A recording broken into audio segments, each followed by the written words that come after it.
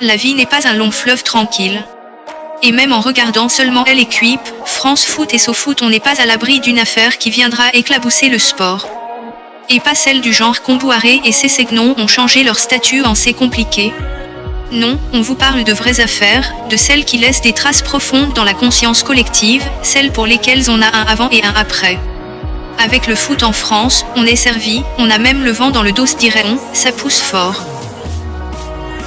Avant de commencer, abonnez-vous à ma chaîne et activez la cloche de notification pour ne plus jamais rater une vidéo, voilà c'est fait.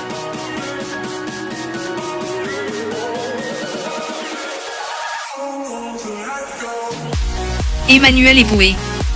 Ruiné financièrement après son divorce, l'ancien défenseur d'Arsenal, Emmanuel Eboué, lutte désormais pour sa survie. La superstar ivoirienne dort à même le sol chez son ami, lave ses vêtements à la main et passe son temps à voyager pour esquiver les huissiers.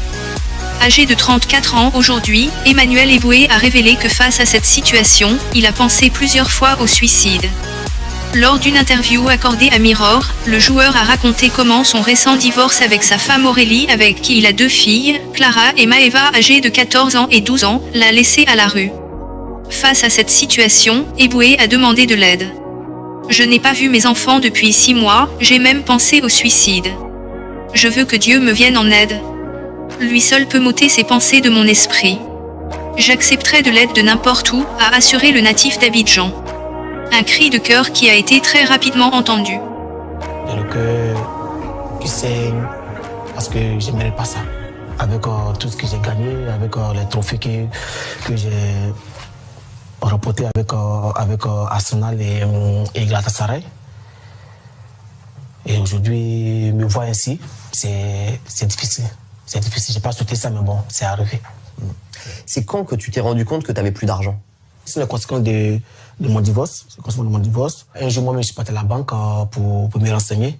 Et c'est là que je me suis rendu compte que il n'y avait plus d'argent sur le compte. Comment tu as réagi à ce moment-là? En fait, je ne croyais pas. Je ne croyais pas. Et je ne pouvais pas penser, une fois que la personne avec qui tu vis, tu as fait des enfants avec... on voit ça dans les films. On voit ça dans les films, mais je ne pouvais pas penser qu'un jour, cela allait arriver. Donc vous aviez un compte commun et elle a tiré l'argent, quoi. Bon, c'est ce qui s'est passé. J'ai été naïf là-dessus. Je le sais. J'imagine qu'il s'agit de millions d'euros. Ah oui, beaucoup. C'est beaucoup de millions. Moi, je sais qu'il me fait escroquer. Si, je sais. Mais pour moi, le plus important, c'est de ne pas les récupérer. C'est le sacrifice. Pour moi, le plus important, c'est de revenir pour montrer aux gens que ce qu'ils pensent, ce n'est pas vrai. Que moi, j'ai encore le talent, j'ai la rage. J'ai la rage de revenir sur le terrain. Même si tu me trouves un club à Bagdad ou bien au Pakistan, je vais aller parce que moi, j'ai envie de jouer. Galatasaray prêt à lui donner un poste. Récemment de retour à la tête de Galatasaray, Fatih Terim a été touché par les déboires de son ancien élément. On m'a parlé d'Eboué dans les vestiaires. On fera tout ce qui est de notre ressort pour lui, a assuré le technicien turc. D'après les médias locaux, Galatasaray, sur la demande de Terim, serait prêt à lui proposer de devenir l'entraîneur adjoint des U14 du club Stabouliot. Un joli cadeau pour Eboué en ce jour de Noël. Zaya et les Bleus, 2010. La dénommée Zaya Dehar, aujourd'hui styliste de lingerie féminine, est devenue célèbre grâce à son activité d'escort girl auprès de footballeurs internationaux.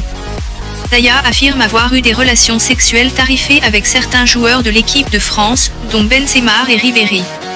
Mais le vrai problème est que la jeune femme était mineure au moment des faits, ce qui est réprimé par la loi française.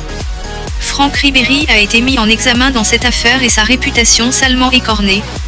Cependant, l'affaire est restée clos.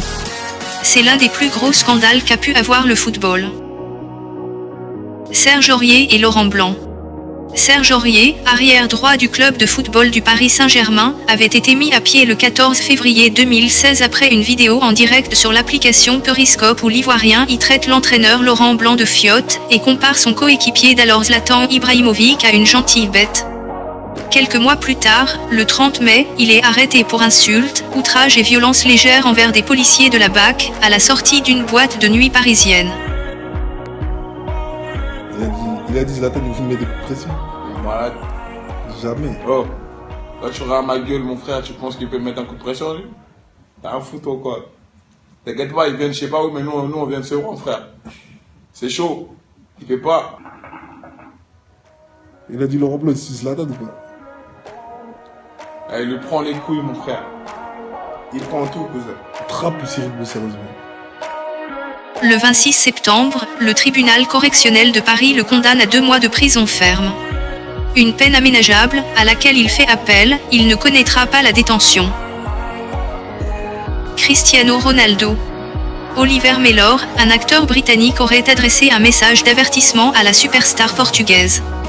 Ce dernier l'accuse d'avoir envoyé des messages étranges à sa fiancée, Sexy Rian Soutjan.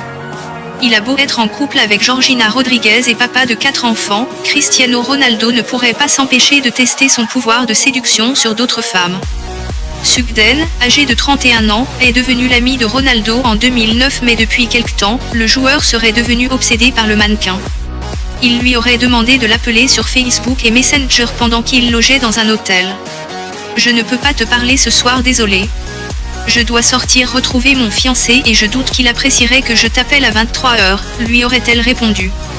Une source a confié à The Sun que le joueur emmerderait Sugden avec des messages. Ils sont de bons amis, mais parfois, ça devient bizarre entre eux.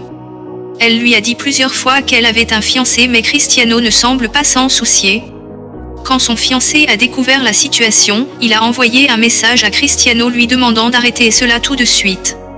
Depuis lors, il a effacé toutes ses conversations avec Soutjan, a déclaré la source.